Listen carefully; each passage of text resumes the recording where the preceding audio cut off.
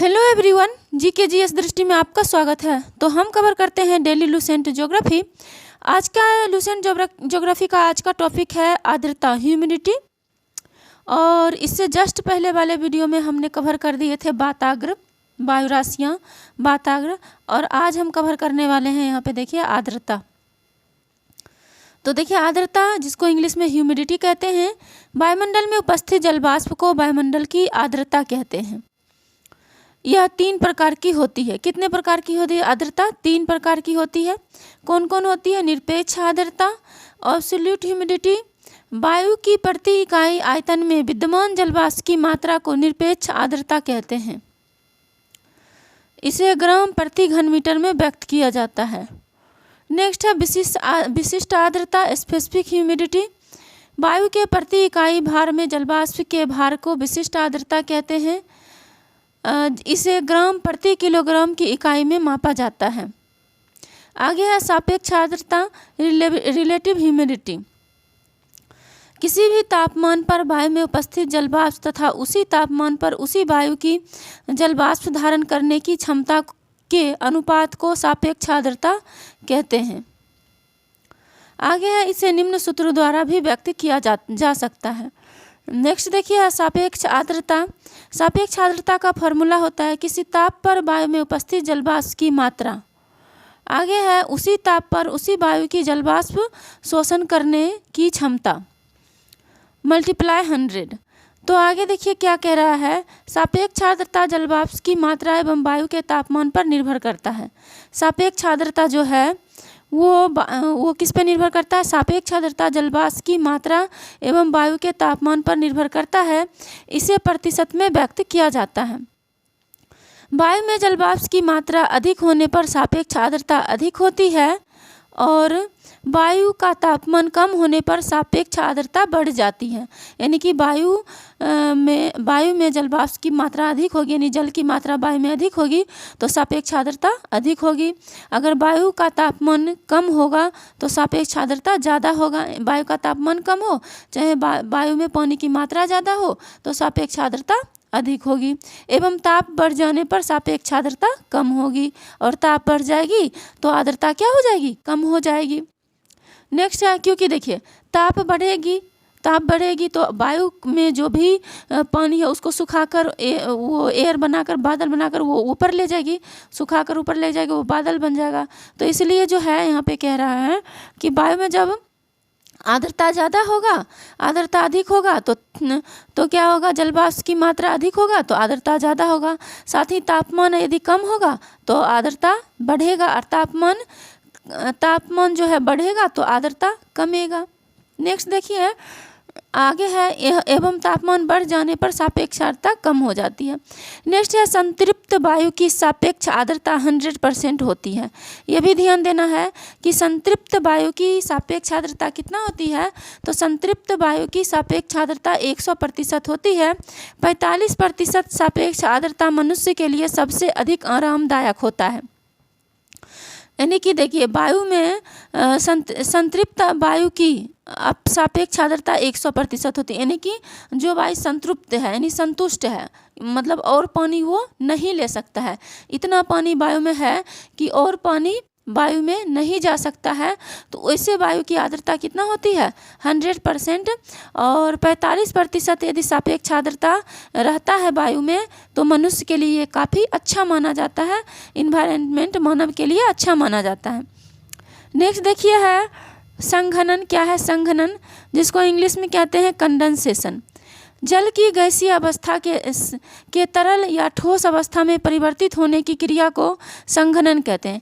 करा कि जल की गैसीय अवस्था के तरल या ठोस अवस्था में परिवर्तित होने की क्रिया को संघनन कहते हैं। यह 2 कारकों पर निर्भर करता है। तापमान में कमी तथा वायु की सापेक्ष आर्द्रता पर। किस पे निर्भर करता है? तापमान में कमी पर तथा वायु की सापेक्ष आर्द्रता पर। नेक्स्ट देखिए है ओसांक। ड्यू पॉइंट क्या होता है यहाँ पे देखिए ओसांक, जिसको ड्यू पॉइंट बोलते हैं। वायु के जिस तापमान पर जल अपनी गैसीय अवस्था से तरल या ठोस अवस्था में परिवर्तित होता है उसे ओसांक कहते हैं। कह रहा है कि वायु के जिस तापमान पर जल अपनी गैसीय अवस्था से तरल या ठोस अवस्था में परिवर्तित होता है उसे ओसांक कहते हैं। ओसांक पर वायु संतृप्त हो जाती है और उसकी सापेक्ष आर्द्रता 100% होती है। ओसांक पर वायु क्या होती है, संतृप्त हो जाती है और उसकी सापेक्ष आर्द्रता कितना होती है, 100% होती है।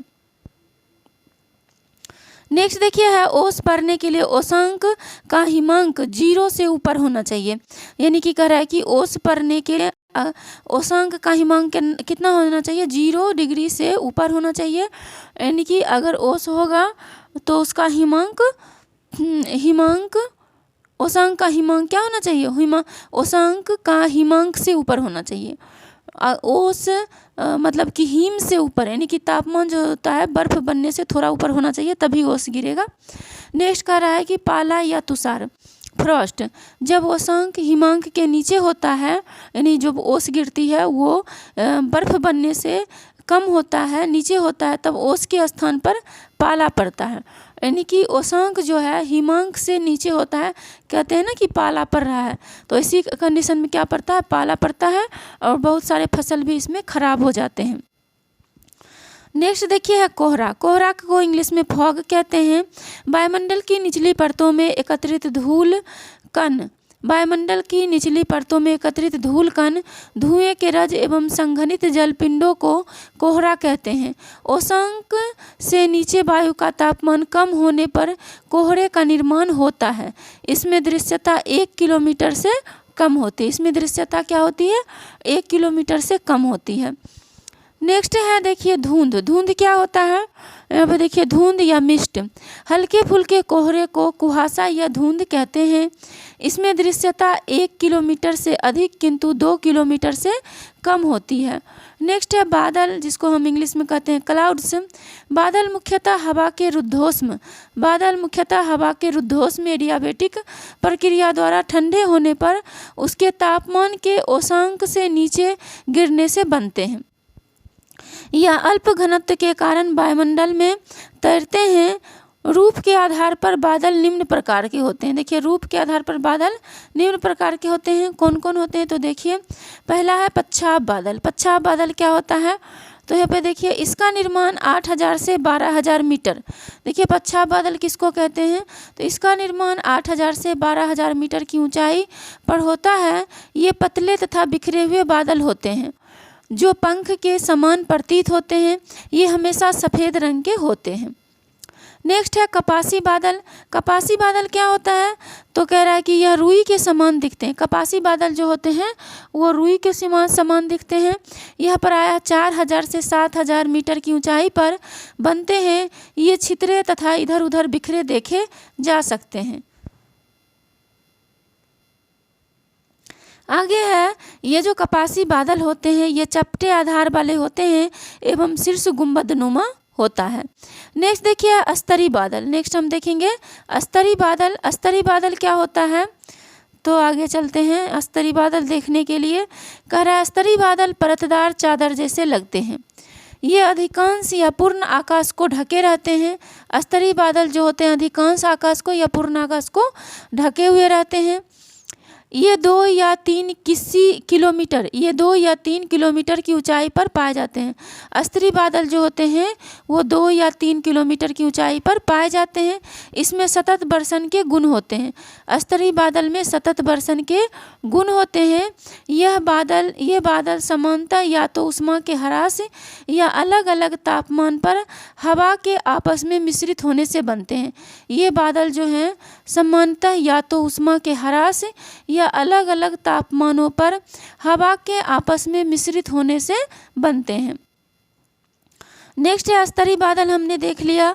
अब हम देखेंगे अस्तरी बादल के बाद वर्षा बादल। यहाँ पे देखिए अस्तरी बादल के बाद क्या देखेंगे, अस्तरी बादल के बाद देखेंगे वर्षा बादल। तो देखिए वर्षा बादल काले या गहरे स्लेटी रंग के होते हैं। यह मध्य स्तरों या पृथ्वी के सतह पर काफ़ी नज़दीक बनते हैं। यह मध्य स्तरों या पृथ्वी के सतह के काफ़ी नज़दीक बनते हैं। ये सूर्य की किरणों के लिए बहुत ही अपारदर्शी होते हैं। कभी कभी बादल इतनी कम ऊंचाई पर होते हैं कि ये सतह को छूते हुए प्रतीत होते हैं। आगे है जो वर्षा बादल होता है, ये 4 मूल रूपों के बादल मिलकर निम्नलिखित रूपों के बादल का निर्माण करते हैं। क्या किसका करते हैं? ऊंचे बादल। तो देखिए, पच्छाब या पच्छाब स्तरी, पच्छाब कपासी, ऊंचे बादल, ये 4 मूल रूपों के बादल मिलकर निम्न रूपों के बादल का निर्माण करते हैं। तो किसका किसका निर्माण करते हैं? तो देखिए, जो ऊंचे बादल होते हैं वो पच्छाब, पच्छाब स्तरी, पच्छाब कपासी बादल का निर्माण करते हैं।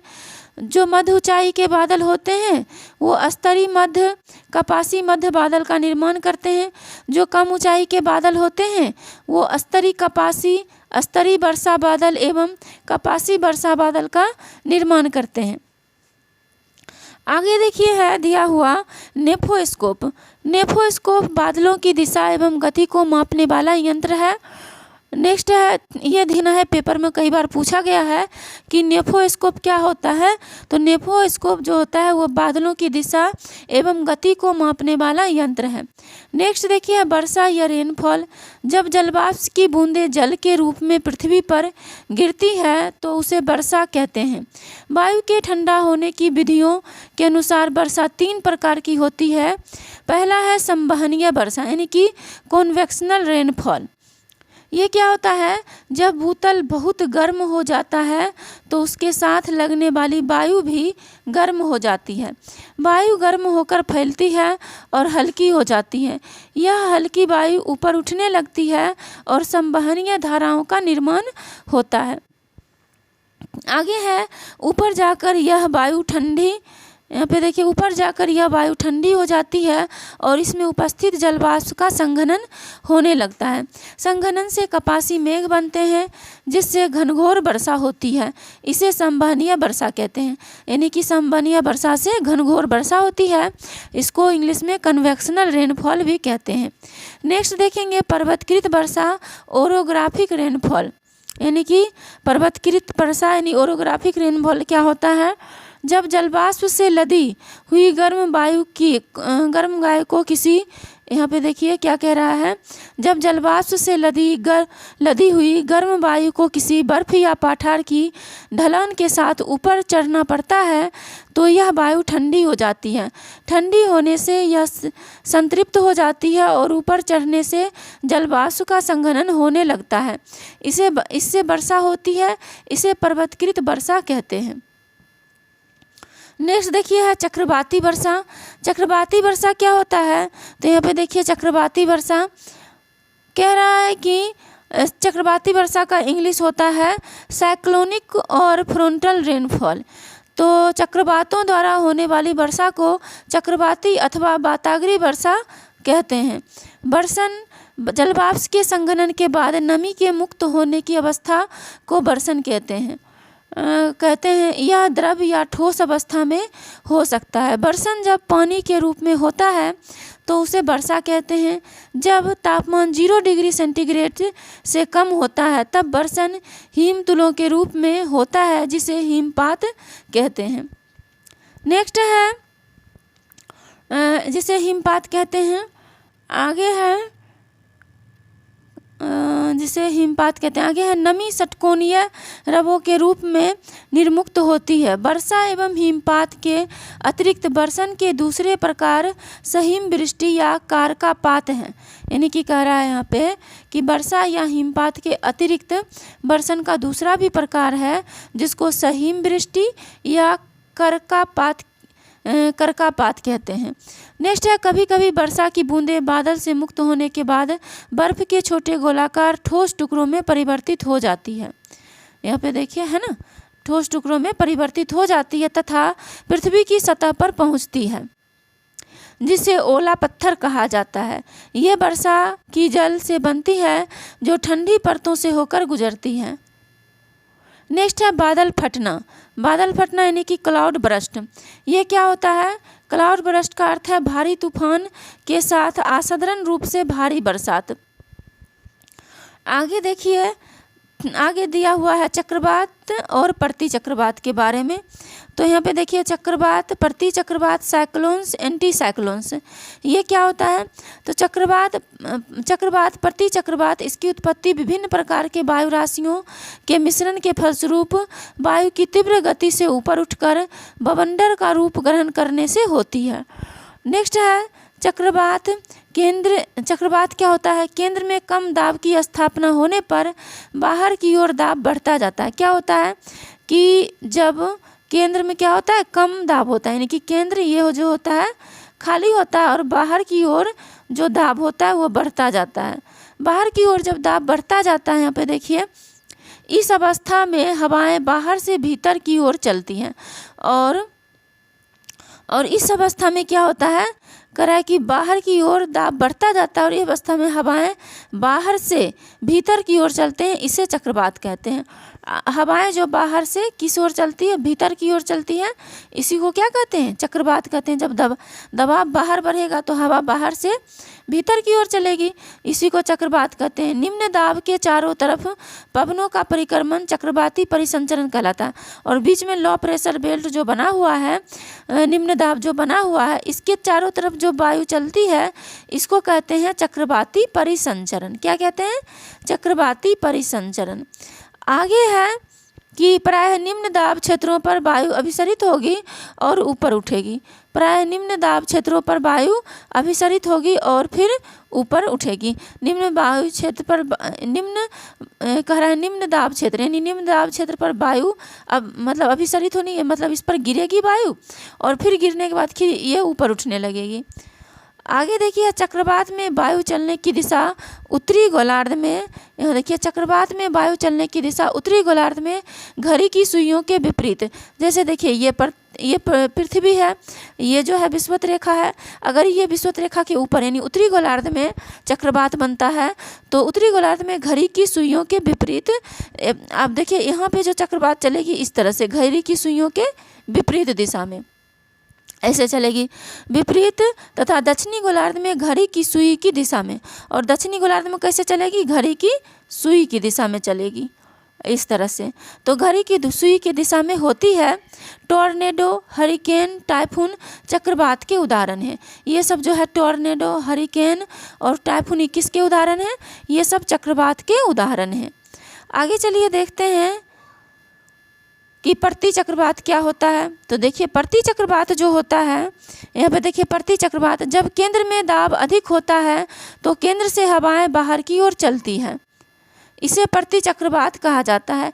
यानी उच्च वायुदाब के क्षेत्र के चारों तरफ पवनों का परिक्रमण प्रति चक्रवाती परिसंचरण कहा जाता है। यानी उच्च वायुदाब क्षेत्र के चारों तरफ पवनों का परिक्रमण प्रति चक्रवाती परिसंचरण कहा जाता है। उच्च दाब क्षेत्र में वायु का अवतलन होगा और धरातल पर अपसरित होगी, इसमें वाताग्र फ्रंट्स का अभाव होता है। नेक्स्ट है जब केंद्र में दाब अधिक होता है तो केंद्र से हवाएं बाहर की ओर चलती है, इसे प्रति चक्रवात कहा जाता है। यानी उच्च वायुदाब क्षेत्र के चारों तरफ पवनों का परिक्रमण प्रति चक्रवाती परिसंचरण कहा जाता है। उच्च दाब क्षेत्रों में वायु का अवतलन होगा और धरातल पर अपसरित होगी, इसमें वाताग्र फ्रंट्स का अभाव होता है। नेक्स्ट देखिए है प्रति चक्रवात में वायु की दिशा उत्तरी गोलार्ध में क्या होता है? प्रति चक्रवात में वायु की दिशा उत्तरी गोलार्ध में घड़ी की सुइयों के अनुकूल। यानी कि हमने चक्रवात में क्या देखा था कि जो उत्तरी गोलार्ध में जो चक्रवात बनती है वो घड़ी की सुई के विपरीत इधर से इधर आएगी, इधर से इधर जो है इधर से देखिए इधर आएगी घड़ी की सुई के विपरीत। लेकिन जब प्रति चक्रवात का कंडीशन होगा तो उत्तरी गोलार्ध में घड़ी की सुई के अनुकूल, यानी इस तरह से चलेगी हवाएं, इस तरह से, और दक्षिणी गोलार्ध में घड़ी की सुइयों के विपरीत है। यानी कि घड़ी की सुइयाँ इस तरह चलती है तो इस तरह चलेगी ये, ठीक है, इस तरह घड़ी के सुई के विपरीत चलेगी। विपरीत यानी एंटी क्लॉकवाइज होती है। आगे कह रहा है कि यहाँ पे देखिए प्रति चक्रवात में वायु की दिशा उत्तरी गोलार्ध में घड़ी की सुइयों के अनुकूल क्लॉकवाइज तथा दक्षिणी गोलार्ध में घड़ी की सुइयों के विपरीत एंटी क्लॉकवाइज होती है। चक्रवात में हवा केंद्र की तरफ आती है और ऊपर उठकर ठंडी होती है और वर्षा कराती है, जबकि प्रति चक्रवात में मौसम साफ होता है। आगे है चक्रवात तथा प्रति चक्रवात में पवनों की दिशा का प्रारूप। चक्रवात तथा प्रति चक्रवात में पवनों की दिशा का प्रारूप क्या है? दाब पद्धति, केंद्र में दाब की दशा, पवन की दिशा का प्रारूप। तो देखिए चक्रवात में क्या है, निम्न दाब की दशा है और उत्तरी गोलार्ध में जो है घड़ी की सुई की दिशा के विपरीत घड़ी की सुई की दिशा। हाँ, मतलब कह रहा है कि देखिए यहाँ पे दिया है चक्रवात तथा प्रति चक्रवात में पवनों की दिशा का प्रारूप दिया है। तो देखिए दाब पद्धति, चक्रवात में केंद्र में दाब की दशा क्या होती है? तो चक्रवात जब होगी तो केंद्र में, उसके केंद्र में दाब की दशा निम्न होगी और प्रति चक्रवात में जब केंद्र में वायु दाब जो होगा उच्च होगा। फिर कह रहा है कि चक्रवात में उत्तरी गोलार्ध में जो है वायु जो चलेगी वो घड़ी की सुई के विपरीत दिशा में चलेगी, यहाँ दिया है।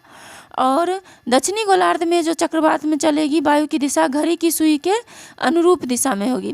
फिर कह रहा है प्रति चक्रवात में तो उत्तरी गोलार्ध में जो है घड़ी की सुई की दिशा के अनुकूल चलेगी प्रति चक्रवात में वायु, और जो दक्षिणी गोलार्ध में जो चलेगी प्रति चक्रवात में वायु वो घड़ी की सुई के विपरीत दिशा में चलेगी। तो ये हमने देख लिए। आगे देखिए है दिया हुआ तरित झंझा व टॉर्नेडो। तो हम देखेंगे तरित झंझा और टॉर्नेडो क्या होता है। कह रहा है कि यह भयंकर विध्वंसक अल्पकालीन स्थानीय तूफान है। यह अपेक्षाकृत कम क्षेत्रफल तक ही सीमित होते हैं। तरित झंझा उष्ण आर्द्र दिनों में प्रबल संवहन के कारण उत्पन्न होते हैं। तरित झंझा एक पूर्ण विकसित कपासी वर्षी मेघ है जो गरज और बिजली उत्पन्न करते हैं। जब यह बादल अधिक ऊंचाई तक चले जाते हैं जहां तापमान 0 से कम रहता है तो इससे ओले बनते हैं और ओलावृष्टि होती है। आर्द्रता कम होने पर झंझा धूल भरी आंधियां लाते हैं। तरित झंझा की विशेषता उष्ण वायु का प्रबल ऊर्ध्व प्रवाह है, जिसके कारण बादलों का आकार बढ़ता और अधिक ऊंचाई तक पहुंचते हैं। इसके कारण क्या होता है? वर्षण होता है। नेक्स्ट देखिए है भयानक तरित झंझा में कभी कभी वायु आक्रामक रूप से, यहाँ पे देखिए भयानक तरित झंझा में कभी कभी वायु आक्रामक रूप में हाथी की सूंड की तरह सर्पिल अवरोहण करती है। इसमें केंद्र पर अत्यंत कम वायुदाब होता है और यह व्यापक रूप से भयंकर विनाशकारी होते हैं। इस परिघटना को टॉर्नेडो कहते हैं। टॉर्नेडो सामान्यतः मध्य अक्षांशों में उत्पन्न होते हैं। समुद्र पर टॉर्नेडो को जल स्तंभ वाटर स्पॉट्स कहते हैं। यह जल एवं स्थल दोनों में उत्पन्न होता है।